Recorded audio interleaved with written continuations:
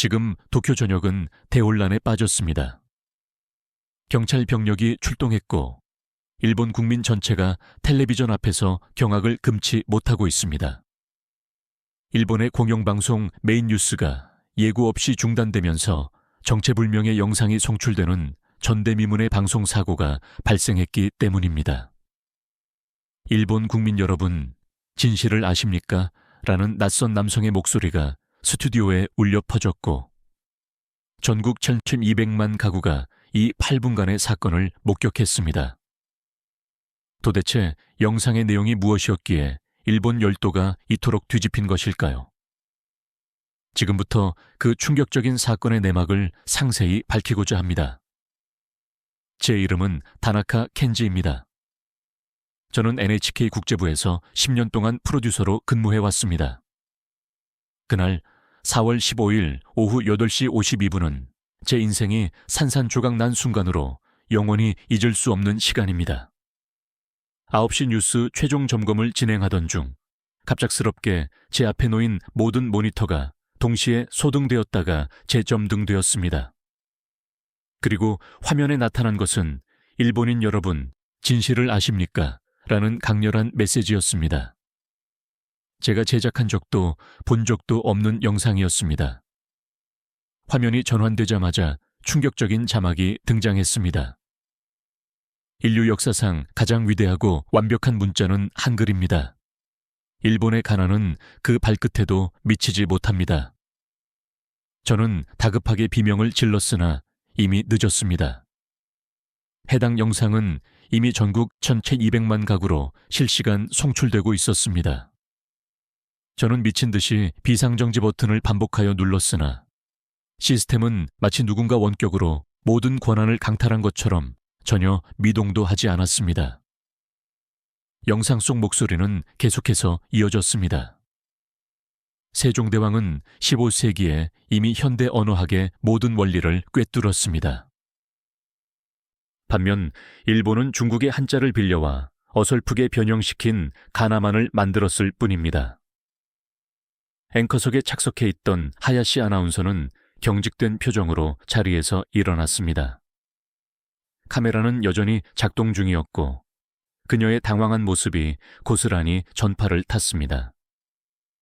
그녀가 시청자 여러분, 기술적 문제가 라고 말하려 했으나 그 목소리는 이내 끊기고 말았습니다. 영상의 볼륨이 더욱 커지면서 스튜디오를 압도했습니다. 한글은 단 24개의 자음과 모음으로 10,000개가 넘는 소리를 표현합니다. 일본어는 히라가나 질 6개, 가타카나 76개, 그리고 수천 개의 한자를 사용해야 겨우 표현이 가능하죠. 어느 문자가 우월한지는 명백합니다. 프로듀서실은 완전히 패닉 상태에 빠졌습니다. 기술팀장이 소리쳤습니다. 메인 서버 접근이 불가능해. 누가 관리자 권한을 전부 변경했어. 그때 화면에서는 더욱 충격적인 장면이 연출되었습니다. 일본의 저명한 언어학자들이 한글을 극찬하는 인터뷰 영상이었습니다. 도쿄대, 교토대, 와세다대 등 일본 최고 권위자들의 얼굴이 차례대로 등장했습니다. 객관적인 관점에서 볼 때 한글은 세계에서 가장 과학적인 문자 체계입니다. 일본은 한글을 반드시 배워야 하며 우리는 열등감을 인정해야만 합니다. 드디어 8분이 경과하고 화면이 정상적인 송출로 복귀했을 때 스튜디오는 이미 수습 불가능한 지경이었습니다. 방송국 전화는 쉴 새 없이 폭주했고 다음 날 건물 밖에서는 벌써 시위대의 격렬한 함성이 들려왔습니다. 반미국 방송 NHK 친한파를 색출하라. 트위터 현 X는 분당 10만 건 이상의 트윗이 폭발적으로 쏟아지며 서버가 일시적으로 다운되었습니다. 이는 일본 방송 역사상 최악의 사건으로 기록되었습니다. 그리고 10분 뒤 보안팀이 제 자리로 들이닥쳤습니다. 다나카 씨, 시스템 로그 기록에 당신의 아이디로 해당 영상이 긴급 편성된 기록이 명확히 남아 있습니다. 저는 절대 그럴 리 없다고 항변했습니다. 저는 그 영상을 본 적도 없습니다. 하지만 증거는 너무나 명백했습니다. 오후 8시 50분 32초, 제 계정으로 로그인하여 정규 방송을 중단시키고 문제의 영상을 삽입한 기록, 디지털 지문까지 완벽하게 일치했습니다. 국장실로 끌려가는 복도에서 10년 동안 함께했던 동료들의 시선이 느껴졌습니다. 경멸, 분노, 그리고 배신감이 뒤섞인 눈빛이었습니다. 그 중에서도 사토 부장의 표정이 가장 기이했습니다. 다른 사람들과는 달리 그는 희미한 미소를 짓고 있었는데 마치 모든 것이 계획대로 진행되었다는 듯한 표정이었습니다. 켄지 군, 해명해보게. 국장실의 공기는 살벌했습니다. 6명의 임원들이 저를 둘러싸고 앉아 있었습니다. 저는 정말로 아무것도 모릅니다. 누군가 제 계정을 도용한 것 같습니다. 8시 50분에 자네는 정확히 어디에 있었나? 프로듀서실에서 최종 점검을 하고 있었습니다. 수십 명이 넘는 스태프들이 보았을 겁니다. 하지만 로그인 기록은 자네 자리 컴퓨터에서 이루어졌네. 그 순간 등골이 오싹해졌습니다. 그 시각 제 자리는 잠시 비워져 있었습니다. 단 2분 화장실을 다녀온 그 짧은 공백이 있었을 뿐입니다. 화장실에 잠깐 다녀왔습니다. 2분 동안? 네, 그 2분 동안 누군가 자네 자리에서 이런 엄청난 일을 벌였다는 말인가?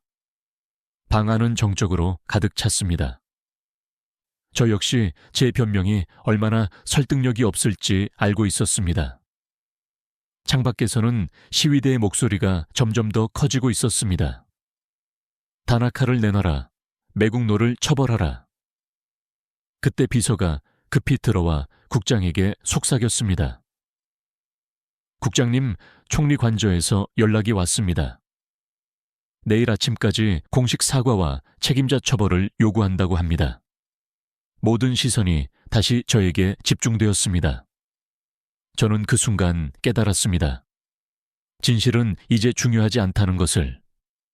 저는 이미 범인으로 결정되었으며 누군가는 책임을 져야 했고 그 희생양은 바로 저라는 것을. 일단 귀가해서 대기하게. 내일 결정이 날 거야. 밖으로 나오니 복도는 텅 비어 있었습니다. 모두가 저를 기피한 것입니다. 엘리베이터를 기다리는데 뒤에서 발소리가 들려왔습니다. 사토 부장이었습니다. 켄지, 안 됐군. 그의 목소리에서는 일말의 동정심조차 찾아볼 수 없었습니다. 하지만 이것도 다 제업자 득이지. 늘 한국 콘텐츠가 우수하다고 떠들고 다니지 않았나? 이제 진짜로 한국을 찬양하게 되었네. 선배가 설마 증거 없는 추측은 삼가게. 그런다고 자네 처지가 나아지나? 엘리베이터 문이 열렸습니다. 제가 탑승하려는데 사토가 마지막으로 한마디를 던졌습니다. 참, 내일 아침 신문 일면 기대하게. NHK PD, 한글 찬양방송 테러. 아주 멋진 제목이지. 문이 닫히고 엘리베이터가 하강하는 동안 저는 다리에 힘이 풀려 벽에 기대야 했습니다. 10년간 쌓아온 모든 것이 단 8분 만에 무너져 내린 것입니다. 그리고 저는 이때 알지 못했습니다.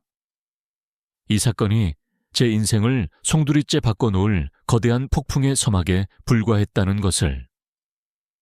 그날 밤, 저는 불안감에 잠을 이룰 수 없었습니다. 내일이면 모든 것이 끝날 것이라는 예감에 가슴이 답답했습니다. 그러나 마음속 깊은 곳에서는 작은 의문이 피어오르고 있었습니다. 왜 하필 한글이었을까? 그리고 정말로 사토 부장이 이 모든 일을 벌인 것일까? 다음 날 새벽 5시 전화벨이 울렸습니다. 미즈키였습니다. 같은 부서에서 3년째 함께 일하며 연인이 된 그녀였습니다. 켄지, 지금 뉴스 봤어? 그녀의 목소리는 떨리고 있었습니다. 텔레비전을 켜자 모든 채널에서 어젯밤 사건을 대서특필하고 있었습니다. NHK 한글 찬양 방송, 파문 책임 프로듀서 다나카 켄지, 친한 성향 의혹. 제 얼굴이 화면에 크게 확대되어 나타났는데 10년 전 입사 당시 찍은 순진하게 웃고 있는 사진이었습니다. 미즈키, 나는 정말 결백해. 네가 그럴 사람이 아니라는 걸 알아. 하지만 그녀는 잠시 말을 멈추더니 전화 너머로 한숨소리가 들려왔습니다. 미안해. 지금은 좀 시간이 필요해. 전화가 끊겼습니다. 미즈키마저 저를 의심하는 것일까요? 아니면 단지 이 상황이 두려운 것일까요? 오전 8시, 저는 방송국으로 출근했습니다. 정문 앞은 이미 시위대로 가득 차 있었습니다. 매국노를 처단하라. NHK는 사죄하라. 경찰이 간신히 길을 터주었지만 시위대의 침과 욕설이 제게 쏟아졌습니다. 누군가 던진 계란이 제 어깨에 맞아 끈적한 액체가 셔츠를 타고 흘러내렸으나 저는 고개를 숙인 채 건물 안으로 들어갔습니다. 엘리베이터 안에서 동료들과 마주쳤지만 모두가 시선을 회피했습니다. 10년 동안 함께 일했던 사람들이 하루아침에 저를 투명인간 취급하고 있었습니다. 국제부 사무실에 들어서자 모든 대화가 멈췄습니다. 제 책상은 이미 깨끗하게 정리되어 있었고 그 위에는 해고 봉투 하나가 놓여 있었습니다.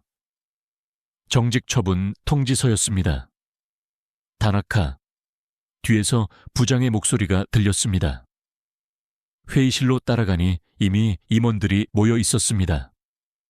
어제 시스템 로그를 다시 확인했네. 자네 계정으로 오후 6시 23분에 영상이 업로드되었고 유감시 58분에 송출 예약이 설정되었더군.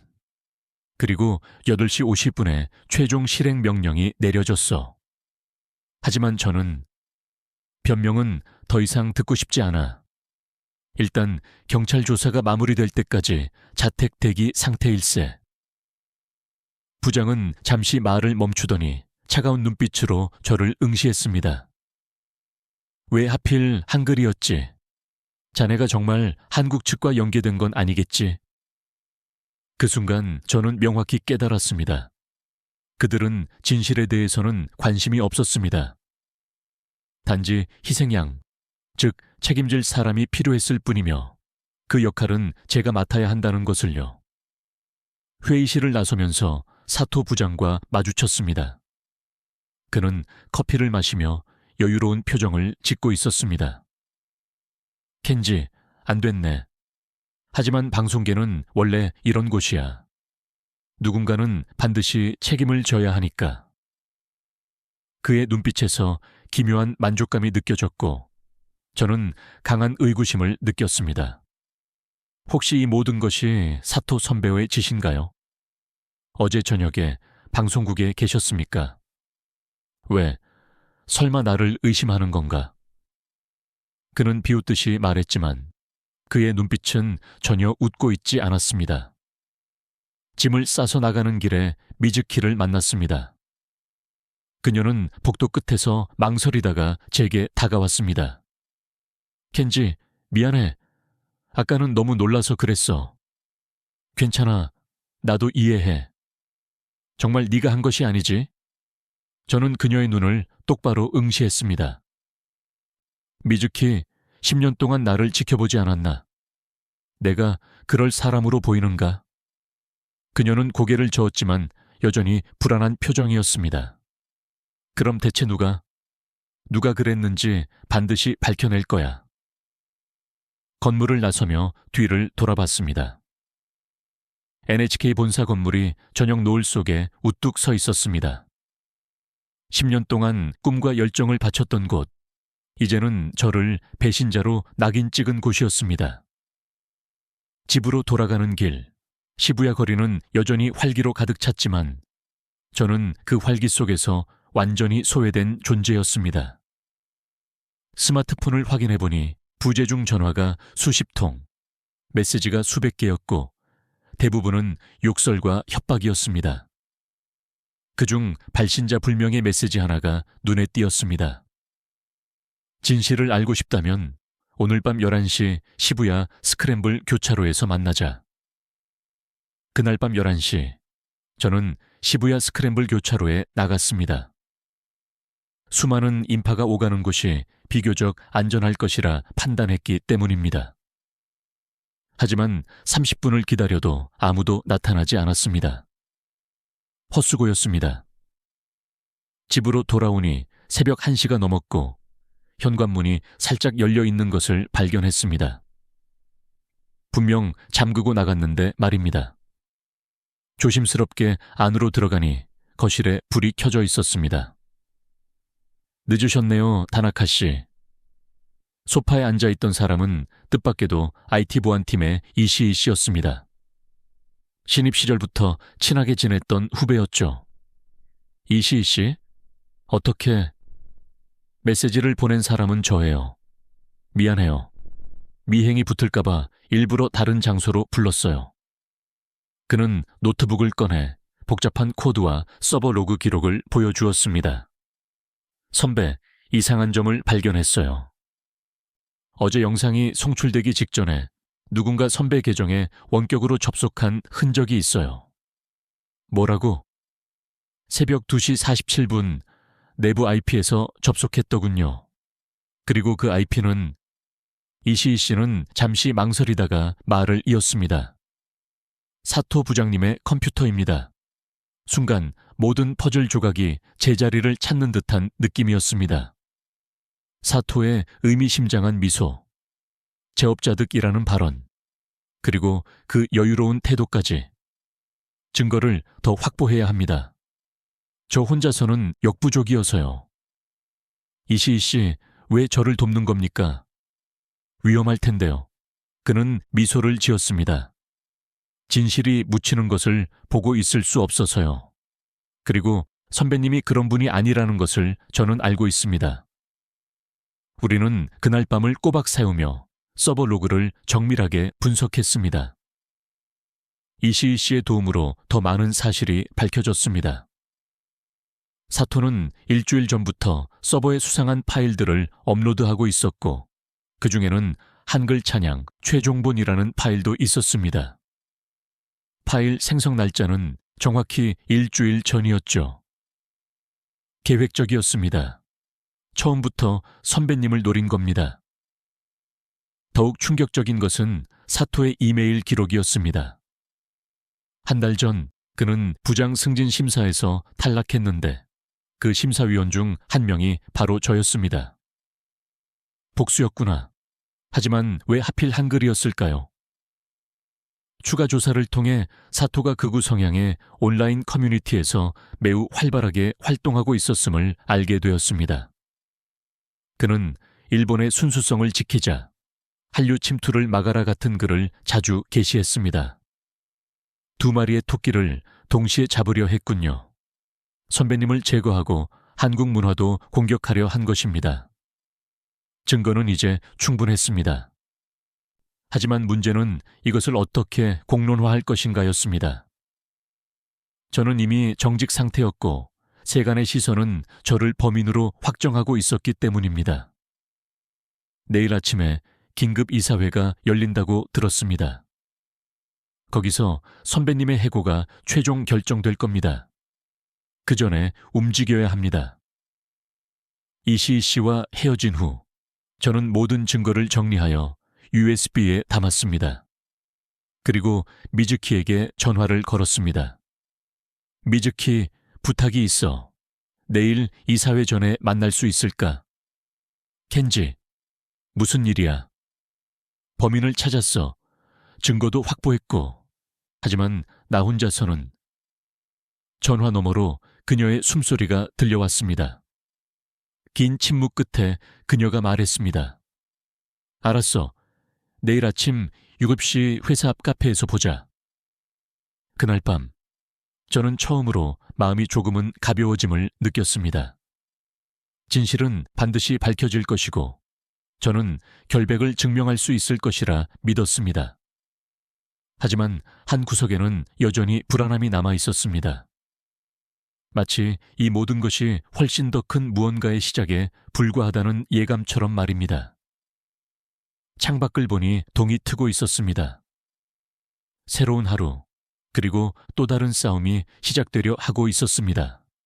아침 7시 약속 장소인 회사 앞 카페에서 미즈키를 만났습니다. 그녀는 이미 와서 저를 기다리고 있었고 짙은 다크서클로 보아 그녀 역시 밤을 지새운 듯 했습니다. 켄지, 정말 사토 부장님이... 저는 USB를 건네며 모든 증거를 설명했고 미즈키의 표정은 점점 굳어졌습니다. 이럴 수가. 정말 계획적이었네. 이 사회에서 이걸 공개해야 해. 나는 참석할 수 없으니 네가 부탁해. 알았어. 나한테 맡겨. 오전 9시 이사회가 시작되었습니다. 저는 건물 밖 벤치에 앉아 초조하게 기다렸습니다. 1시간 그리고 2시간이 지났을 무렵 미즈키에게서 메시지가 왔습니다. 지금 나와 회의실로.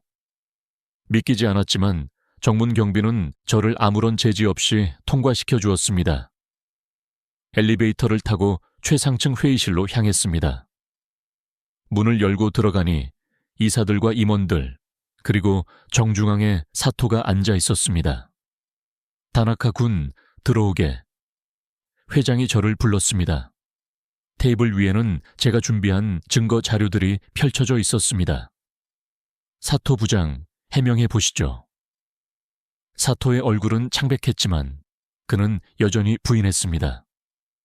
이것은 모함입니다. 저는 단지 새벽 2시 47분에 회사 시스템에 접속한 이유가 뭡니까? 일주일 전에 만든 한글 찬양 최종본 파일은 또 무엇이고요? 사토는 더 이상 말문이 막혔고 증거는 너무나 명백했습니다. 결국 그는 고개를 떨구며 실토했습니다. 네, 제가 했습니다. 하지만 이유가 있었습니다. 그는 갑자기 흥분하며 소리쳤습니다. 다나카는 늘 한국 콘텐츠만 칭찬했어요. 우리 일본 문화의 우수성은 무시하면서 게다가 부장 승진 심사에서 저를 떨어뜨렸습니다. 그래서 한글 영상을 제작한 것입니까? 일본인들이 이제 각성해야 합니다. 한국 문화가 얼마나 우리를 위협하는지 보여주기 위해 일부러 자극적인 영상을 만든 것입니다. 회장이 손을 들어 그의 말을 제지했습니다. 충분합니다. 사토 부장은 오늘부로 해고입니다. 그리고 형사 고발도 진행하겠습니다. 사토는 경비원들에게 끌려나갔고 나가면서도 저를 향해 소리쳤습니다. 다나카, 너도 조심해. 일본은 곧 깨어날 거야. 회의실이 조용해졌습니다. 회장이 저를 바라보며 말했습니다. 다나카 군, 미안하네. 회사가 자네를 제대로 보호하지 못했어. 아닙니다. 복직하게. 하지만 한 가지 부탁이 있네.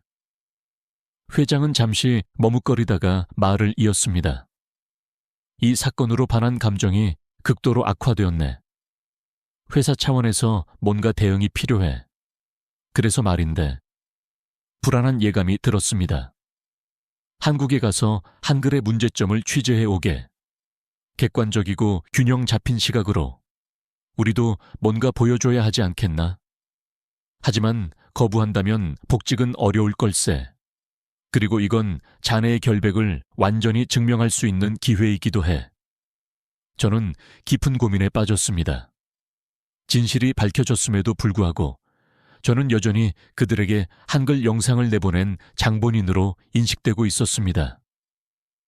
이 오명을 완전히 벗기 위해서는 알겠습니다. 가겠습니다. 미즈키가 걱정스러운 눈빛으로 저를 바라봤지만 저는 이미 결심했습니다. 한국에 가서 무엇을 발견하게 될지 알 수 없지만 적어도 제 눈으로 진실을 직접 확인해야겠다고 말입니다. 회의가 끝난 후 미즈키와 함께 도쿄타워가 보이는 전망대에 올랐습니다. 켄지, 정말 괜찮겠어? 괜찮아. 어차피 여기 머물러도 시선은 계속 따가울 거야. 그래도 조심해. 그리고 한 가지 약속해줘. 그들이 원하는 것 대신 오직 진실만을 보고 와줘. 저는 고개를 끄덕였습니다. 멀리 보이는 도쿄타워는 석양에 물들어 있었습니다. 일주일 후 저는 한국으로 떠날 예정이었습니다. 그곳에서 한글의 문제점을 발견할 수 있을까요? 아니면 전혀 예상하지 못한 무언가를 마주하게 될까요? 인천공항에 내린 순간 저는 압도당했습니다. 거대한 공간을 가득 채운 한글들. 그러나 이상하게도 중국이나 대만 공항에서 느꼈던 혼란스러움은 전혀 없었습니다. 오히려 묘한 질서와 명확함이 느껴졌습니다. J 터미널 도착, 입국 심사, 수화물 찾는 곳. 안내문은 단순하고 명쾌했습니다. 길을 잃을 수 없는 구조였습니다. 일본의 가나 문자처럼 복잡하지도 중국의 한자처럼 난해하지도 않았습니다. 공항 리무진 버스를 탔습니다. 창밖으로 서울의 풍경이 전개되었고 저는 또다시 놀라운 것을 발견했습니다.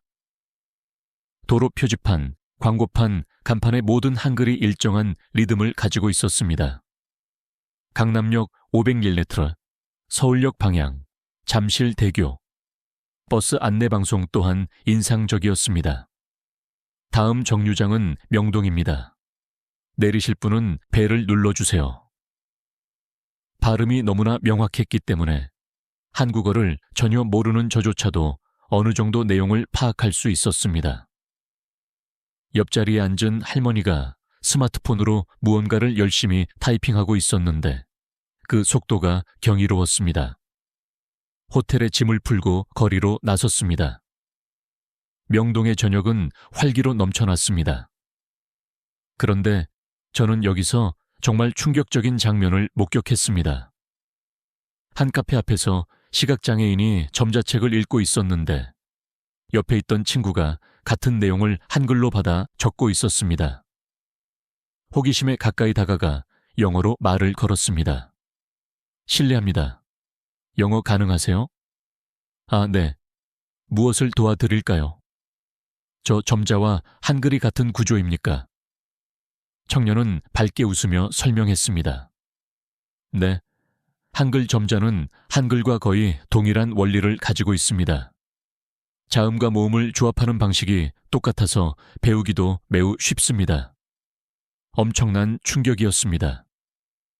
일본의 점자는 가나와 완전히 다른 체계인데 한국은 일반 문자와 점자가 동일한 원리라는 사실이 놀라웠습니다. 다음 날 저는 본격적인 취재를 시작했습니다. 첫 목적지는 서울의 한 IT 기업이었습니다. 회사 입구에서 또다시 놀라운 광경을 접했습니다. 외국인 직원들이 한글로 메모를 하고 있었던 것입니다.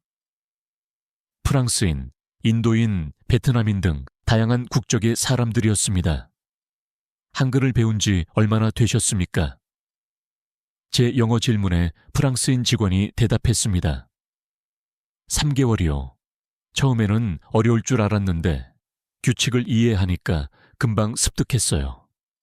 3개월이요? 네. 알파벳과는 달리 소리 나는 대로 쓸 수 있어서 정말 편리해요. 점심시간 구내식당에서는 더욱 놀라운 장면을 목격했습니다. 청소 아주머니가 메뉴판을 보며 무언가를 적고 있었는데 글씨는 다소 삐뚤삐뚤했지만 분명한 한글이었습니다. 옆에 있던 직원에게 물어보니 회사에서 운영하는 한글 교실에 다니고 있다고 했습니다. 60세가 넘어서 처음으로 글을 배우기 시작한 것입니다. 우리 어머니도 작년에 한글을 배우셨어요. 이제 카톡도 하시고 인터넷 쇼핑도 하십니다. 저녁에는 강남의 학원가를 찾았습니다. 수많은 학원 간판들이 즐비했는데 여기서도 한글의 특징이 두드러졌습니다. 초등 수학학원, 영어 교실, 피아노 레슨. 모든 간판이 매우 직관적이었습니다. 어떤 내용을 가르치는 곳인지 한눈에 알 수 있었습니다.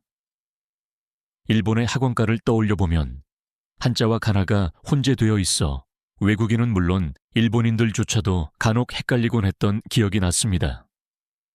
학원에서 나오는 아이들을 보며 문득 생각했습니다. 이 아이들은 태어난 지 불과 56년 만에 읽고 쓰는 능력을 갖추게 되는 것입니다. 일본 아이들이 히라가나, 가타카나, 그리고 한자까지 모두 익히는 데 걸리는 시간을 생각해보면 한글의 우수성은 자명했습니다. 호텔로 돌아오는 길, 편의점에 들렀는데 계산대 앞에는 할인 상품 안내문이 붙어 있었습니다. 한 할머니가 돋보기 없이도 유려하게 글을 읽고 계셨습니다. 이거 하나 더 사면 할인이네. 저는 순간 깨달았습니다. 한글은 단순히 젊은 세대만의 문자가 아니었습니다. 남녀노소, 교육 수준에 관계없이 모두가 쉽게 접근하고 활용할 수 있는 문자였습니다. 그날 밤 호텔방에서 저는 리포트를 작성하기 위해 노트북을 펼쳤습니다.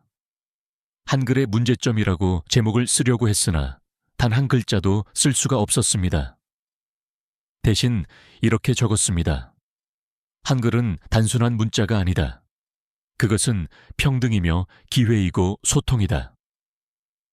다음 날 아침 저는 종로로 향했습니다.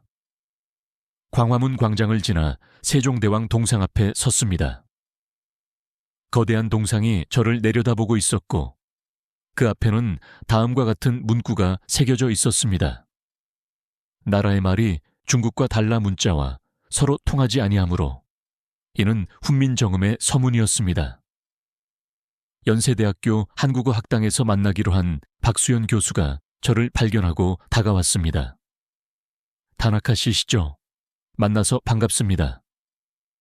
박 교수는 40대 초반의 여성이었는데 부드러운 미소가 인상적이었습니다. 이곳이 한글의 출발점입니다. 세종대왕이 백성을 위해 창제한 문자, 그 정신이 지금까지 이어지고 있는 것이죠. 우리는 근처 찻집으로 자리를 옮겼습니다. 박 교수는 차분하게 설명을 시작했습니다. 다나카 씨, 문자의 가치는 무엇으로 평가되어야 할까요? 복잡성? 역사성?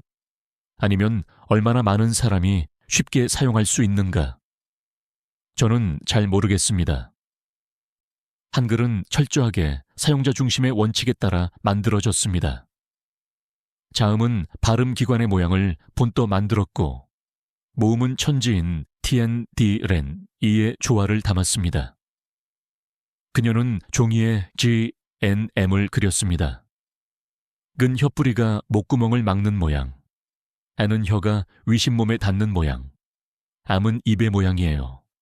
과학적이면서도 매우 직관적이죠. 정말 놀랍습니다. 더 놀라운 점은 이것이 언어학이 발달하기 훨씬 이전인 15세기에 창제되었다는 사실입니다. 이미 완벽한 음성학적 원리를 꿰뚫고 있었던 것입니다. 오후에는 박 교수와 함께 서울대학교 도서관을 찾았습니다.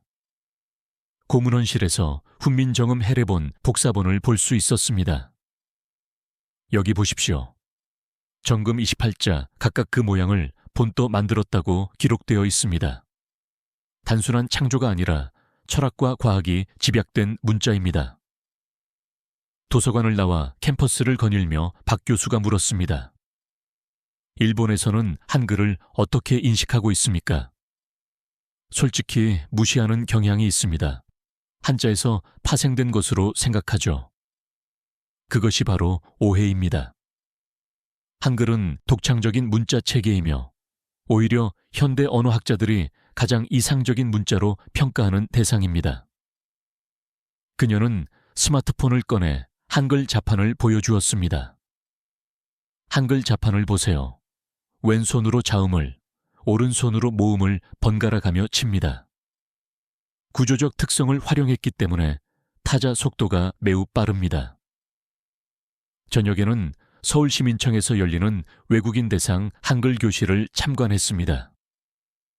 20여 명의 외국인들이 가, 나, 타, 라를 경쾌하게 따라 읽고 있었습니다. 선생님이 칠판에 고, 아가라고 쓰자 모두가 고개를 끄덕였습니다. 논리적이고 단순해서 이해가 쉬웠던 것입니다. 브라질에서 온 한 청년이 말했습니다. 포르투갈어는 같은 알파벳인데도 나라마다 발음이 달라요.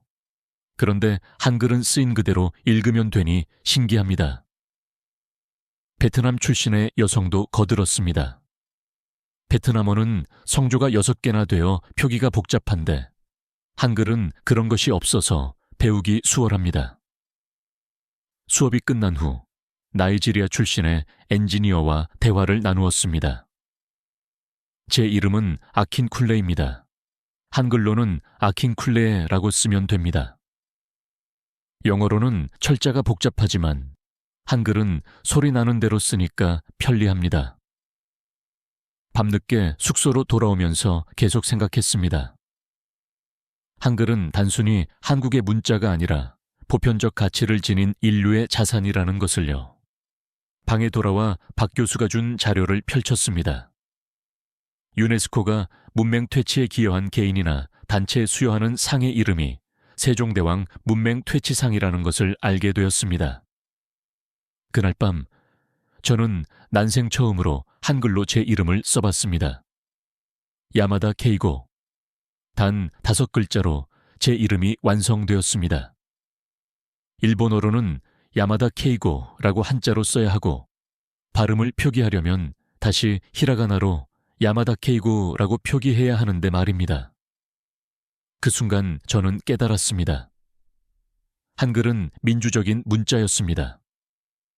누구나 쉽게 배우고 사용할 수 있는 진정한 의미에서 모두를 위한 문자였던 것입니다.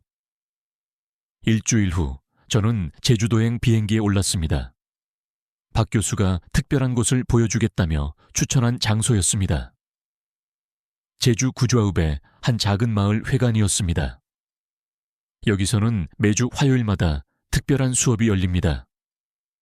마을 회관에 들어서자 놀라운 광경이 펼쳐졌습니다. 70대에서 80대로 보이는 할머니들이 연필을 쥐고 한글을 쓰고 있었습니다. 그분들은 모두 해녀였습니다.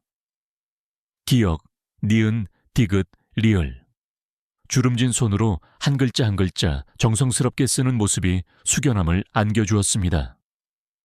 선생님은 30대 초반의 젊은 여성이었고 무한한 인내심으로 가르치고 있었습니다. 할머니, 잘하셨어요. 이번에는 자기 이름 써볼까요? 한 할머니가 떨리는 손으로 김순자를 썼습니다. 글자를 완성하자 할머니의 눈에 눈물이 맺혔습니다. 80년 만에 처음으로 내 이름을 써본다. 옆에 앉은 다른 할머니가 말했습니다. 우리 어릴 때는 여자가 글을 배우면 팔자가 세진다고 못 배우게 해서 바다에만 들어가라고 했지. 쉬는 시간에 통역하는 선생님을 통해 할머니들과 이야기를 나누었습니다. 평생 도장만 찍고 살았습니다. 은행에 가도 병원에 가도 관공서에 가도 내 이름 석자를 쓸 수가 없었죠. 손녀가 편지를 보내와도 읽을 수가 없었어요. 그게 그렇게 서러웠는데. 그러나 한글을 배우기 시작한 후 모든 것이 바뀌었다고 했습니다. 이제 병원에서 약봉지에 쓰인 글자도 읽을 수 있어요. 하루 3번 이런 거. 장 보러 가서도 가격표를 읽을 수 있고 버스 번호도 알아볼 수 있지. 한 할머니는 자랑스럽게 공책을 보여주었습니다. 삐뚤빼뚤하지만 정성껏 쓴 글자들이 가득했습니다. 이거 봐. 우리 바다 이야기야. 내가 쓰는 거야. 내용은 단순했습니다. 오늘 바다에 갔다. 소라를 많이 잡았다. 파도가 높았다. 조심했다. 그러나 그 짧은 문장들에는 70년 넘게 바다와 함께한 삶이 고스란히 담겨 있었습니다. 평생 말로만 전해지던 이야기가 처음으로 문자로 기록된 순간이었습니다. 선생님이 말했습니다. 한글은 쉬워서 할머니들도 금방 배울 수 있다고 했어요. 정말이었죠. 수업이 다시 시작되었습니다. 이번에는 편지 쓰기 시간이었습니다. 오늘은 가족에게 편지를 써볼 거예요. 짧아도 괜찮습니다. 할머니들은 진지한 표정으로 편지를 쓰기 시작했습니다. 한 할머니는 육지에 사는 아들에게, 다른 할머니는 서울에 있는 손녀에게 편지를 썼습니다. 아들아, 엄마다. 글씨 배웠다. 보고 싶다. 단 4문장이었지만 그 안에는 평생의 그리움이 응축되어 있었습니다. 가장 감동적이었던 것은 막내 할머니의 편지였습니다. 그녀는 5년 전에 세상을 떠난 남편에게 편지를 썼습니다. 영수야, 나 이제 글 쓸 줄 안다. 당신이 남긴 편지도 이제야 읽었어. 사랑한다고 썼더라. 나도 사랑했다. 선생님의 눈에도, 카메라를 들고 있던 저의 손에도 눈물이 맺혔습니다. 수업이 끝난 후 할머니들은 저를 바닷가로 안내했습니다. 석양이 아름다운 제주 바다였습니다. 저 바다에서 평생을 살았지. 글은 몰라도 바다는 다 알았어. 그런데 이제는 그 바다 이야기를 글로 남길 수 있어. 우리 후손들에게 전할 수 있어. 한 할머니가 주머니에서 손녀에게 받은 답장을 꺼냈습니다. 할머니 글씨 받고 너무 놀랐어요. 그리고 정말 기뻤어요. 할머니, 사랑해요. 이 몇 글자가 이 나이에 이런 큰 기쁨을 줄 줄은 몰랐어. 돌아오는 길에 선생님과 대화를 나누었습니다. 한글이 아니었다면 이 모든 것이 가능했을까요? 어려웠을 겁니다. 알파벳이나 일본의 가나 문자였다면 훨씬 더 오랜 시간이 걸렸을 거예요. 한글은 소리의 구조를 눈으로 볼 수 있게 만든 문자이니까요. 그날 밤 숙소에서 영상을 정리하며 생각했습니다. 한글은 단순한 의사소통의 도구가 아니었습니다. 그것은 인간의 존엄성을 지켜주는 도구였습니다. 평생 문맹으로 살아온 사람들에게 세상과 소통할 수 있는 창을 열어준 것. 그것이 한글의 진정한 가치였습니다. NHK에 보낼 보고서에 뭐라고 써야 할까요? 한글의 문제점? 아니, 저는 제가 목격한 진실을 기록할 수밖에 없었습니다. 제주에서 돌아온 다음 날, 미즈키에게 연락이 왔습니다. 그녀가 갑작스럽게 한국으로 날아온 것이었죠.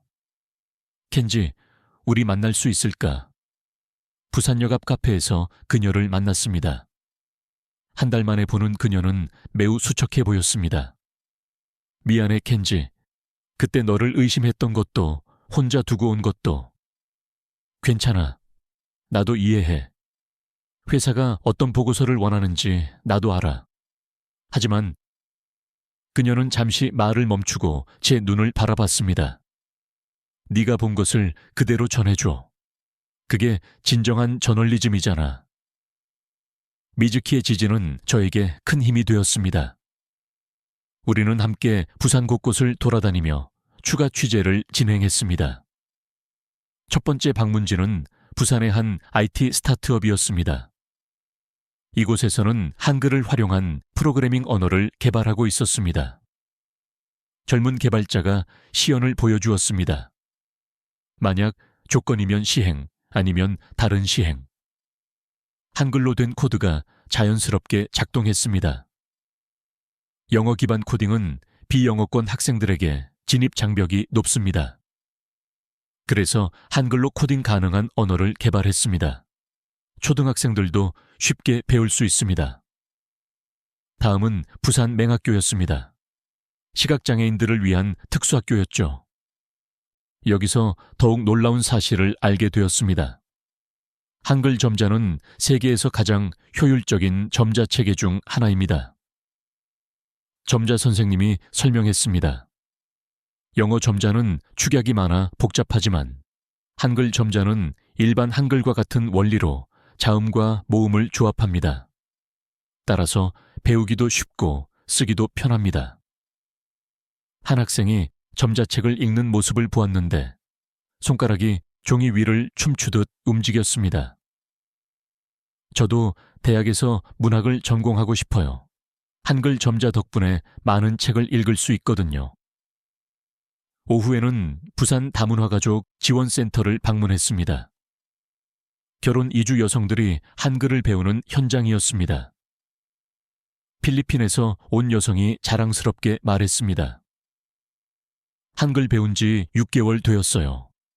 이제 아이 학교 가정통신문도 읽을 수 있습니다. 남편이랑 문자도 주고받고 시어머니랑도 대화할 수 있어요. 한국 사람이 된 것 같습니다. 그들의 공책을 보니 각자의 모국어, 태국어, 베트남어, 러시아어 등과 한글이 나란히 적혀 있었습니다. 다양한 언어들이 한글과 만나고 있었습니다. 저녁 부산항이 내려다 보이는 언덕에 미즈키와 나란히 앉아 야경을 바라봤습니다. 켄지, 무슨 생각을 해? 한글은 단순한 문자가 아니야. 그것은 철학이고 과학이며 무엇보다 사랑이야. 사랑? 세종대왕이 백성을 사랑하여 창제한 문자. 그 사랑이 해녀 할머니들에게도, 이주 여성들에게도, 시각장애인들에게도 이어지고 있는 거야. 미즈키가 제 손을 잡았습니다. 그럼 이제 어떻게 할 거야? 저는 깊게 숨을 들이마셨습니다. 결심은 이미 굳어진 상태였습니다. 진실을 말할 거야. 회사가 원하는 것이 아니라 내가 직접 목격한 진실을. 그럼 너는 해고될지도 몰라. 하지만 거짓 보고서를 작성할 수는 없어. 그날 밤 숙소에서 저는 카메라를 켜고 지금까지 촬영한 모든 영상을 편집하기 시작했습니다. 해녀 할머니들의 첫 글쓰기, 시각장애인의 점자 읽기, 이주 여성들의 한글 공부 모습, 그리고 마지막에 제 인터뷰를 삽입했습니다. 저는 한글의 문제점을 찾기 위해 한국에 왔습니다. 하지만 제가 발견한 것은 문제점이 아니라 가능성이었습니다. 한글은 모두를 위한 문자입니다. 이것이 제가 본 진실입니다. 편집을 마치고 영상 파일을 저장했습니다. 제목은 한글, 모두를 위한 문자. 이제 결단의 순간이었습니다. 이 영상을 공개할 것인가, 말 것인가. 창밖으로 부산의 새벽이 밝아오고 있었습니다. 새로운 하루, 그리고 제 인생의 새로운 장이 시작되려 하고 있었습니다. 새벽 4시, 저는 결국 결심을 실행에 옮겼습니다. 익명의 유튜브 계정을 생성하고 37분짜리 다큐멘터리 영상을 업로드했습니다. 제목은 한글, 모두를 위한 문자. 업로드 버튼을 누르는 순간 손이 떨렸습니다. 이제 되돌릴 수 없는 강을 건넌 것이었습니다. 6시간 후 영상 조회수가 10만을 넘어섰습니다. 댓글이 폭발적으로 달리기 시작했습니다.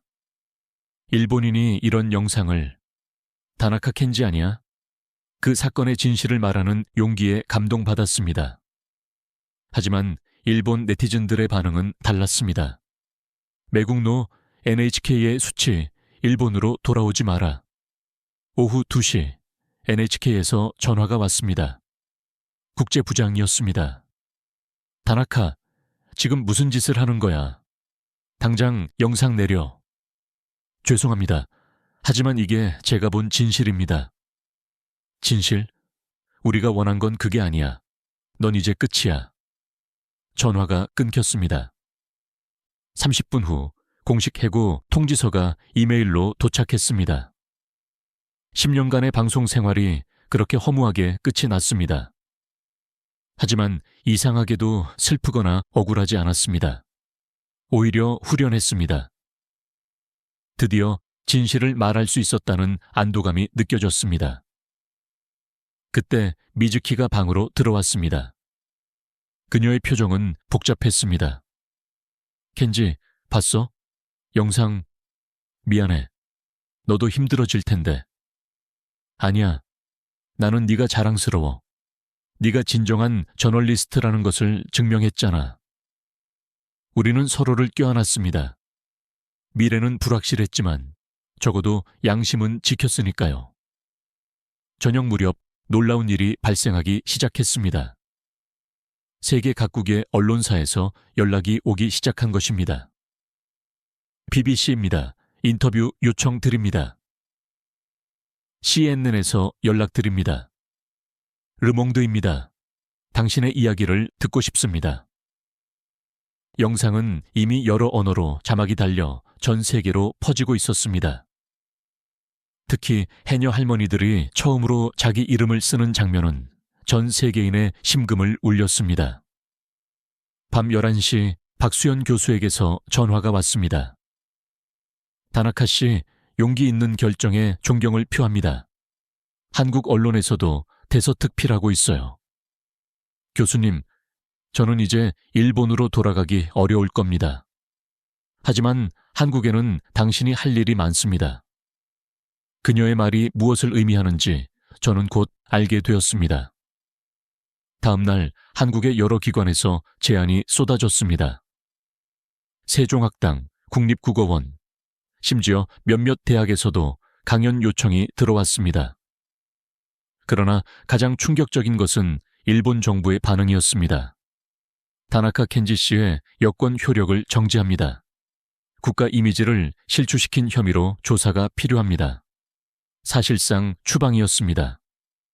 저는 하루아침에 국가 없는 사람이 되었습니다. 미즈키는 울면서 말했습니다. 어떻게 이럴 수가 있어?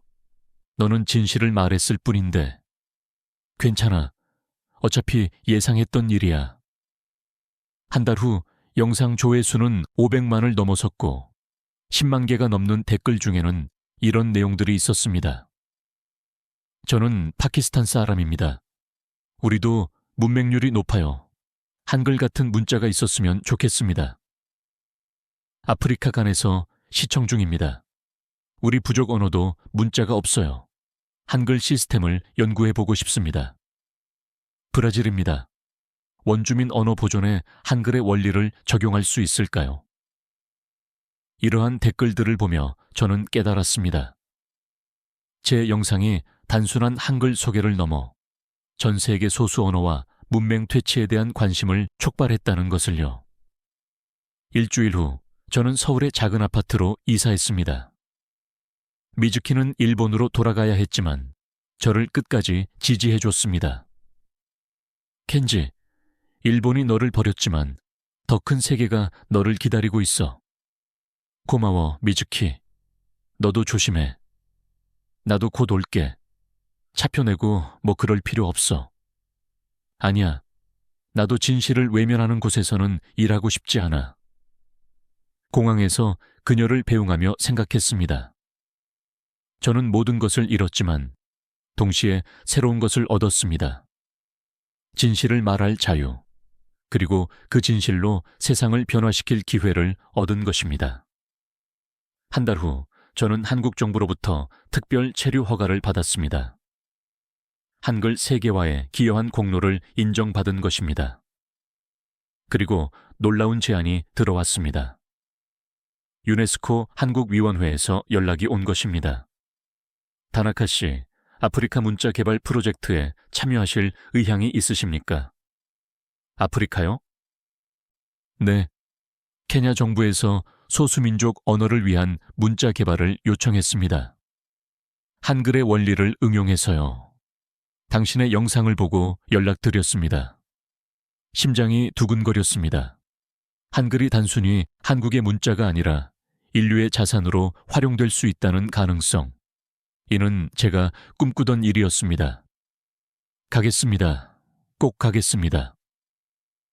그날 밤 저는 일본에 계신 부모님께 편지를 썼습니다. 한글로 말입니다. 어머니, 아버지, 저는 이제 다나카 켄지가 아닙니다. 하지만 더 큰 사람이 되었습니다. 언젠가 이해해 주시리라 믿습니다. 편지를 쓰면서 깨달았습니다. 한글로 쓰니 제 마음이 더욱 솔직하게 표현되는 것 같았습니다. 창밖으로 서울의 야경이 보였습니다.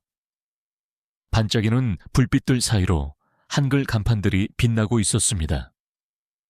저는 이제 새로운 이름으로 살기로 결심했습니다. 다나카 켄지가 아닌 새로운 정체성으로 말입니다. 유네스코 프로젝트 준비를 하던 중 뜻밖의 연락을 받았습니다. 오사카의 한 제1교포가 보낸 이메일이었습니다. 다나카상, 당신의 영상을 보았습니다. 우리 학교에서 한글을 가르쳐 주실 수 있을까요?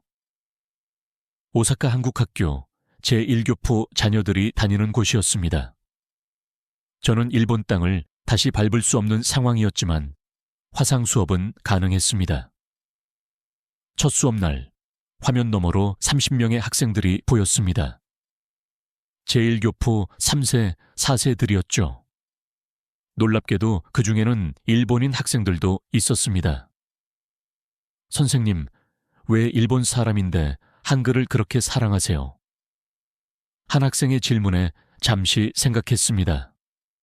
문제는 국적이 없습니다. 한글은 한국의 것이기 이전에 인류의 것이죠. 그리고 한글을 통해서 저는 진정한 자유를 찾았으니까요.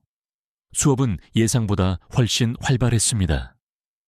학생들은 한글과 일본어를 자유롭게 넘나들며 질문했습니다. 선생님, 한글로 일본 이름도 쓸 수 있어요? 당연하죠. 다나카는 다나카, 사토는 사토로 쓰면 됩니다. 와, 진짜 쉽다. 한 달 후 학교 측에서 특별한 제안을 했습니다. 다나카상, 혹시 한국 이름을 가지고 싶지 않으신가요? 우리 학교 정식 교사로 등록하려면 필요해서요. 저는 고민 끝에 새 이름을 지었습니다. 다나카 히로키로 하겠습니다. 다나카, 그건 일본 성씨인데요. 네, 저는 일본인이니까요. 하지만 이름 히로키는 한글로 히로기 시류라고도 쓸 수 있죠. 희망의 희, 깃불록. 그렇게 저는 다나카 히로키가 되었습니다. 일본인이면서 한글을 가르치는 교사로 새 삶을 시작한 것입니다. 수업을 하면서 놀라운 변화를 목격했습니다. 제1교포 학생들이 자신의 정체성에 자부심을 갖기 시작한 것입니다. 우리 할머니가 쓰던 한글 편지를 이제 읽을 수 있어요. 일본 친구들에게 한글을 가르쳐줬더니 신기해했어요. 특히 인상 깊었던 것은 한 일본인 학생의 변화였습니다. 다카모토 유키, 15세 소녀였습니다. 선생님, 저도 한국 이름 지어주세요. 왜 한국 이름을 갖고 싶니? 한글을 배우면서 느꼈어요. 이름도 문자처럼 소통의 도구잖아요. 더 많은 사람과 연결되고 싶어요. 저는 그녀에게 유키를 한글로 쓴 유이라는 이름을 지어주었고 그녀는 무척 좋아했습니다.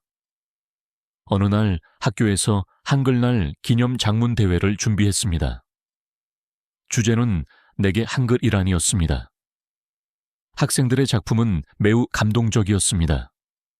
한글은 할머니의 눈물입니다. 일본에서 태어나 평생 일본어만 쓰셨지만 임종 때는 한글로 사랑해라고 쓰셨습니다. 한글은 다리입니다. 일본인 친구와 한국인인 저를 이어주는 다리. 한글은 자유입니다. 두 개의 이름을 가질 수 있는 자유. 화상으로 남아 시상식에 참여하며 생각했습니다. 이 아이들이야말로 미래의 가교가 될 것이라고. 6개월 후 놀라운 소식을 들었습니다. 제 영상과 오사카 한국학교의 사례가 일본 내에서도 조금씩 알려지기 시작한 것입니다. 몇몇 일본 대학에서 한글 강좌를 확대했고 시민단체들은 언어 다양성 캠페인을 시작했습니다. 물론 극우 세력의 반발은 여전히 존재했지만 변화의 씨앗은 이미 뿌려지고 있었습니다. 미즈키가 약속대로 한국으로 왔을 때 저는 새 이름으로 그녀를 맞이했습니다. 미즈키, 나는 이제 다나카 히로키야.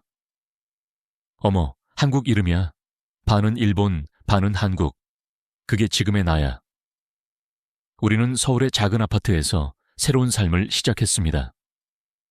낮에는 한글 교육, 밤에는 유네스코 프로젝트 준비로 바빴지만 거짓 없이 살 수 있다는 것이 행복했습니다. 작년 봄 특별한 이메일이 도착했습니다. 발신자는 케냐 교육부였습니다. 다나카 히로키 선생님, 우리는 당신의 활동에 주목해 왔습니다. 케냐의 42개 부족 언어를 보존하기 위한 문자 개발 프로젝트에 참여해 주시겠습니까? 손이 떨렸습니다. 드디어 한글의 원리를 세계에 전파할 기회가 온 것입니다. 일주일 후 화상회의가 열렸습니다. 케냐 측 대표는 은봉구 자넷이라는 이름의 여성이었습니다. 언어학자이자 문자개혁위원회의 위원이었습니다. 다나카 선생님, 케냐에는 문자가 없는 언어가 수십 개입니다. 구전으로만 전해지다가 사라지고 있죠. 어떤 도움을 원하시나요? 한글의 원리를 응용하여 우리 언어에 맞는 문자를 만들고 싶습니다. 특히 스와힐리어를 위한 새로운 표기 체계를 원합니다. 그녀는 자료 화면을 보여주었습니다. 현재 스와힐리어는 로마자로 표기되지만 실제 발음과 차이가 커서 혼란이 심각하다고 했습니다. 예를 들어 응앙하라는 단어는 로마자로는 정확히 표현할 수 없지만 실제 발음은 응앙하입니다. 저는 한글의 자음과 모음 체계를 설명하기 시작했습니다. 한글은 소리가 나는 위치와 방식을 시각화한 문자입니다. 스와힐리어의 음성 체계를 분석하면 비슷한 원리로 문자를 창조할 수 있을 것입니다. 은봉구 자네 씨의 눈이 빛났습니다. 정말 가능할까요? 물론입니다. 함께 해봅시다. 그날부터 매주 화상회의를 진행했습니다. 스와힐리어의 음성 구조를 분석하고 한글의 원리를 어떻게 적용할지 심도 깊은 논의를 거쳤습니다. 미즈키도 프로젝트에 합류했습니다. 그녀의 디자인 감각이 큰 도움이 되었습니다. 이 모양은 너무 복잡합니다. 더 단순하게 만들어야 아이들도 쉽게 배울 수 있습니다. 2달 후 첫 번째 시안이 완성되었습니다. 스와힐리어를 위한 새로운 문자 체계였습니다. 이름은 우루로 하면 어떨까요? 스와힐리어로 자유라는 뜻입니다. 은봉구 자네시의 제안이었습니다. 자유. 완벽한 이름이네요. 케냐 정부는 파일럿 프로그램 시행을 승인했습니다. 나이로비 근교의 3개 학교에서 우루 문자를 시범 교육하기로 한 것입니다. 다나카 선생님, 직접 오셔서 교사 연수를 해주실 수 있나요? 당연합니다. 기꺼이 가겠습니다. 드디어 아프리카로 갈 날이 왔습니다. 미즈키와 함께 나이로비행 비행기에 올랐습니다. 켄지, 아니, 히로키. 1년 전 너는 일본의 엘리트 방송인이었는데 지금은 아프리카로 문자를 전파하러 가고 있네. 인생은 정말 예측할 수 없는 것 같아. 후회는 없어? 전혀. 오히려 이제야 진짜 내 일을 찾은 것 같아. 나이로비 공항에 도착했을 때 은봉구 자네씨가 마중 나와 있었습니다. 실제로 만난 그녀는 열정으로 가득 찬 사람이었습니다. 환영합니다. 케냐 사람들이 당신을 기다리고 있어요. 공항에서 시내로 가는 길, 차창밖 풍경이 인상적이었습니다. 현대적인 빌딩과 전통시장이 공존하는 도시, 그리고 곳곳에 보이는 부족 언어 표지판들. 저 표지판들이 곧 우루 문자로 바뀌게 될 겁니다. 은봉구 자네씨의 말에 가슴이 뛰었습니다. 첫 번째 교사 연수는 나이로비 대학에서 열렸습니다. 30명의 현지 교사들이 참가했습니다. 한글의 가장 큰 특징은 누구나 쉽게 배울 수 있다는 것입니다. 우루 문자도 그러한 철학으로 만들었습니다. 시범을 보이자 교사들의 반응은 열렬했습니다. 정말 간단해요. 우리 아이들도 금방 배울 수 있겠어요. 드디어 우리 언어를 제대로 쓸 수 있게 되었습니다. 한 나이 든 교사가 손을 들었습니다. 저는 40년간 영어로만 가르쳤습니다. 우리 언어로 교육할 수 있다는 것이 꿈만 같습니다. 연수가 끝난 후 우리는 마사이족 마을을 방문했습니다. 그곳에서 더욱 감동적인 장면을 목격했습니다. 마을의 어른들이 모여 우르 문자를 배우고 있었습니다. 그들은 평생 구전으로만 전해온 부족의 역사를 처음으로 글로써 기록하고 있었습니다. 이제 우리 이야기가 영원히 남을 것입니다. 족장의 말에 모두가 고개를 끄덕였습니다. 그날 밤 나이로비 숙소에서 미즈키와 대화를 나누었습니다. 히로키, 우리가 정말 역사의 한 페이지를 쓰고 있는 것 같아. 맞아. 한글의 정신이 이렇게 멀리까지 퍼질 줄이야. 세종대왕님이 보셨다면 얼마나 기뻐하셨을까. 아마 그러셨을 거야. 모든 사람이 쉽게 쓸 수 있는 문자를 만들고 싶어 하셨으니까. 창밖으로 아프리카의 별들이 빛나고 있었습니다. 그 별빛 아래에서 새로운 문자가 탄생하고 있었습니다. 작년 가을, 우르 문자 교육이 본격적으로 시작되었습니다. 저와 미즈키는 케냐에 장기 체류하며 프로젝트를 이끌었습니다. 어느 날 킬리만자로 산이 보이는 작은 마을 학교를 방문했습니다. 그곳에서 마사이족 아이들이 우르 문자를 배우고 있었습니다. 아, 이, 우, 에, 오. 아이들의 맑은 목소리가 교실에 울려 퍼졌습니다. 칠판 앞에 선 현지 교사 음앙이는 자랑스럽게 설명했습니다. 한 달 만에 모든 아이들이 읽고 쓸 수 있게 되었습니다. 로마 자로는 1년이 걸렸을 텐데요. 가장 인상적이었던 것은 8세 소녀 나이쿠의 이야기였습니다. 선생님, 이제 할아버지 이야기를 쓸 수 있어요. 그녀는 공책을 보여주었습니다. 삐뚤빼뚤하지만 정성스럽게 쓴 글자들. 할아버지는 사자를 잡은 용감한 전사였다. 할아버지는 마을을 지켰다. 음앙이가 설명했습니다. 이 아이의 할아버지는 유명한 전사였습니다. 하지만 그 이야기는 구전으로만 전해졌죠. 이제 나이쿠가 그 역사를 기록하고 있는 것입니다. 그 순간 한 할머니가 교실로 들어왔습니다. 나이쿠의 할머니였습니다. 그녀는 손녀가 쓴 글을 보고 눈물을 흘렸습니다. 우리 남편 이야기가 글자가 되었구나. 할머니도 우르 문자를 배우기 시작했습니다. 70세가 넘은 나이였지만 배움의 열정은 젊은이 못지않았습니다. 나도 우리 부족 여인들의 이야기를 쓰고 싶어. 그동안 남자들 이야기만 전해줬잖아. 3개월 후 놀라운 일이 일어났습니다. UN 교육기구에서 우르 문자 프로젝트를 공식적으로 인정한 것입니다. 케냐의 우르 문자는 소수 언어 보존의 혁신적인 모델입니다. 이를 전 아프리카로 확대할 계획입니다. 기자회견장에서 은봉구 자네씨가 말했습니다. 이 모든 것은 한글의 철학에서 비롯되었습니다. 그리고 한 일본인의 용기가 없었다면 불가능했을 겁니다.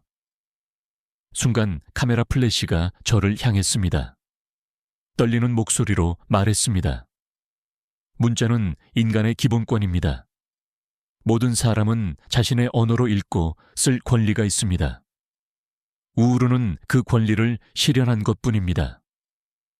그 후 연쇄적인 반응이 일어났습니다.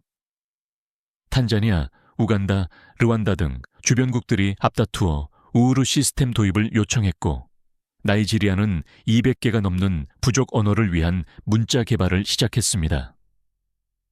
가장 극적인 변화는 케냐 내부에서 일어났습니다. 우르 문자로 쓰인 첫 번째 소설이 출간되었습니다. 마사이족 청년이 쓴 킬리만자로의 아침이었습니다. 구전으로만 전해지던 부족의 신화를 현대적으로 재해석한 작품이었습니다.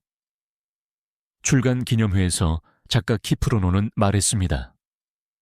우리 이야기를 우리 글로 쓸 수 있다는 것이 이렇게 벅찬 일인 줄 몰랐습니다. 더욱 놀라운 것은 IT 분야의 변화였습니다.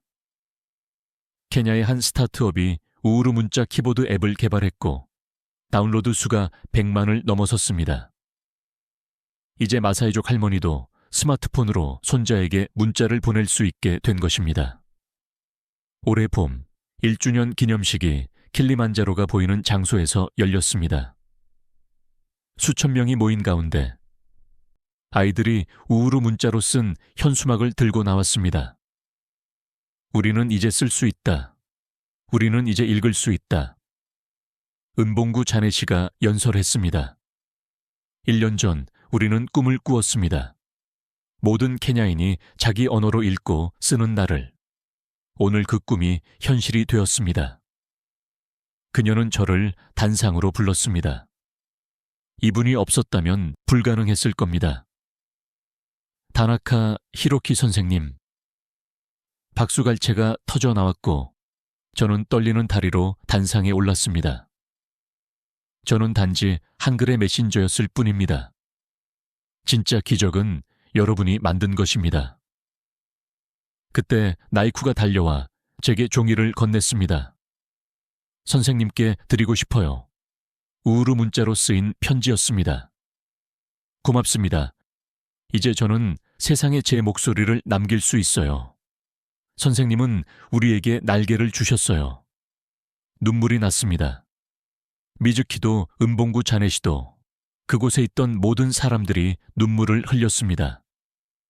해가 질 무렵 킬리만자로 산이 붉게 물들었습니다. 그 산처럼 웅장하고 아름다운 것이 또 하나 있었습니다. 바로 인간의 존엄성, 그리고 그것을 지켜주는 문자의 힘이었습니다. 미즈키가 제 손을 잡았습니다. 히로키, 우리가 정말 해냈네. 아니야, 이제 시작이야. 아직 문자가 없는 수천 개의 언어가 있어. 별이 뜨기 시작했습니다. 아프리카 밤하늘에 반짝이는 별들처럼 우우루 문자도 세계 곳곳으로 퍼져나갈 것이라 저는 믿었습니다. 그날 밤 저는 일기에 이렇게 기록했습니다. 문자는 권력이 아니라 권리다. 오늘 우리는 그 권리를 되찾았다. 세종대왕의 정신은 600년을 넘어 아프리카에서 부활했다. 지금까지 다나카 켄지, 아니 다나카 히로키 씨의 놀라운 여정을 들으셨습니다. 한 편의 영상으로 촉발된 파문이 어떻게 전 세계적인 문자 혁명으로 이어졌는지 정말 경이롭지 않으신가요? 현재 우우루 문자 시스템은 케냐를 시작으로 아프리카 여러 나라로 확장되고 있으며 유네스코와 협력하여 더 많은 소수언어 보존 프로젝트가 진행 중입니다. 다나카 히로키 씨는 지금도 세계 곳곳을 누비며 문자가 없는 언어들을 위해 헌신하고 있습니다. 그의 노력은 국제사회에서 높은 평가를 받고 있으며 문맹 퇴치와 언어 다양성 보존에 지대한 공헌을 하고 있습니다. 무엇보다 감동적인 것은 이 모든 변화의 출발점이 진실을 말하려는 한 개인의 숭고한 용기였다는 점입니다. 진실은 때로는 우리에게 모든 것을 잃게 만들지만 궁극적으로는 그보다 훨씬 큰 가치를 되찾아 줍니다. 다나카 켄지는 일본이라는 국적을 잃었지만 전 세계를 얻었고 방송인이라는 지위를 잃었지만 인류의 스승이 되었습니다. 시청자 여러분, 혹시 여러분도 진실 앞에서 망설이고 계시다면 이 이야기가 작은 용기를 북돋아 줄 수 있기를 바랍니다. 한글이 지닌 인류 보편적 가치와 위대함을 주변에 널리 공유해 주십시오. 여러분의 깊은 통찰력과 공감을 부탁드립니다. 이 영상이 전 세계에 퍼져나갈 수 있도록 좋아요를 눌러주시고 저희 채널의 구독과 알림 설정도 잊지 말고 부탁드립니다. 여러분의 적극적인 참여와 관심이야말로 더 많은 감동적인 진실을 전할 수 있는 강력한 동력이 됩니다. 감사합니다. 지금까지 코리아 원더풀이었습니다.